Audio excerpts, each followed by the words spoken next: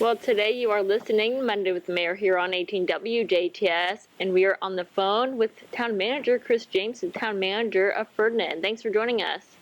Well, thanks for calling in, Ann. Appreciate it, and hopefully in the near future we can do face-to-face conversations again. Yes, definitely. And speaking of face-to-face, this year's Ferdinand Folk Fest is in person and is actually going to happen after kind of having a bad year last year with COVID.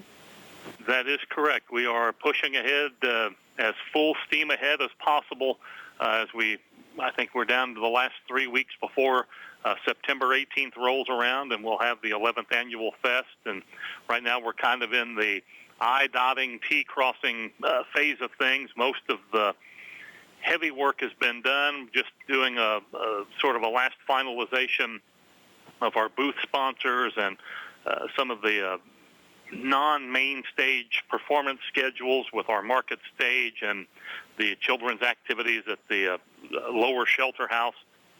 So we're kind of finalizing those, putting things in the proper order and getting those artists squared away, and just kind of going into what I'll call post-Labor Day mode, where those last couple of weeks where it's a lot of stuff at the park, getting stage delivered, getting the hospitality tent put up, prepping the booth spaces, especially for the food vendors, getting as much of that stuff done as possible, and in anticipation of the big day, and see what happens on the 18th. But I'm anticipating good weather and lots of people in Ferdinand for the day.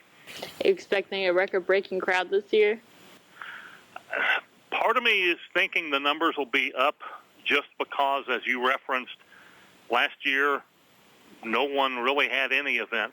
There were no festivals, community-wide, folk fest style, or anything else. So this year you've been seeing bigger numbers at Strassenfest, and they had the Red, White, and Brahma event last weekend. Folk Festival, I'm expecting a nice crowd to turn out, and I think the other events later on in the fall will probably see, at worst, their normal attendance, if not something above that. So I don't want to pinpoint it to a certain number, but I feel like we're going to have a lot of people come through town that day. And switching gears, how is everything going on with the Leadership Academy? Well, we are 3 sessions in. We've got 2 good teams put together, and they are putting the finishing touches on their capstone project to prep for graduation, which comes up, hard to believe, already the first part of November. So the groups have been able to figure out what their idea was going to be. One group had it down to 2 thoughts, and then as part of our last session, we found out that idea, or one of the ideas, was kind of taken off the board already. So they fortunately had a fallback plan to go to, and they've started work on that. And the other group is kind of fine-tuning the approach they need to take for their project. So looking forward to some good, beneficial events again for this year's Leadership Academy. Every year it seems like that particular year's team outdoes the teams in the previous year, and I always wonder, okay, what's the next year's group going to do? And everybody continues to take the bar and raise it a little bit higher. And 11 years in, a lot of the, I guess what you would call the low-hanging fruit projects, the real easy things, we can do this or this or this, those have been done. A couple of the early projects are actually in a kind of a phase of a redo from when they were originally completed. Now they've been turned over to the particular body that governs them. So we're actually getting to a point where some of those projects have aged out a little bit, and in terms of signage needs to be updated or replaced and such. But every year the groups seem to find that particular nugget of an idea that they can all agree upon that benefits a lot of people. It may be centered in a particular community. The benefit goes county and even into region-wide, as the case may be. And our teams this year, I think, are on the right track for that again.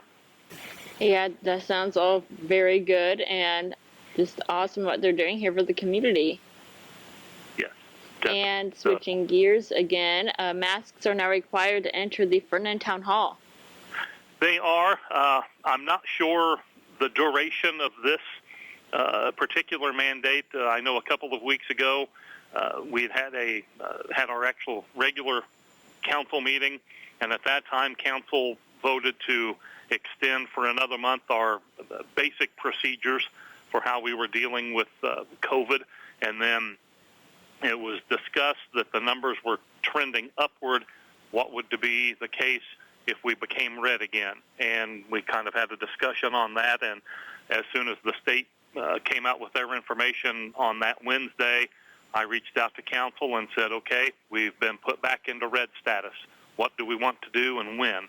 And got advice from them, and we decided the option was there to close town hall, but our clerk treasurer decided no, she wanted to keep the doors open, keep things open to the public, but anybody coming into town hall, whether it's a member of the regular public or a town employee that's coming in to sign invoices or take care of some other business, everyone has to be masked up. We are keeping our utility complexes closed to the public unless the individual or the group, as the case may be, has an appointment. So we're not dealing with any drive-by salespeople right now. If they do come in or come to the gate, we'll let them know, I'm sorry, you need to make an appointment. We're keeping things closed right now. And then as our employees are out and about in town, as they work with just themselves, they can be mask-free, especially with the heat and depending on the work they're doing.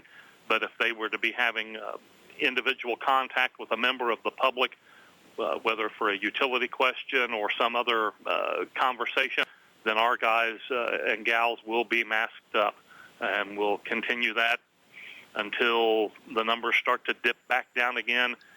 Council will reassess as we go forward and figure out, okay, can we go back to the previous level, and just kind of monitor things from there.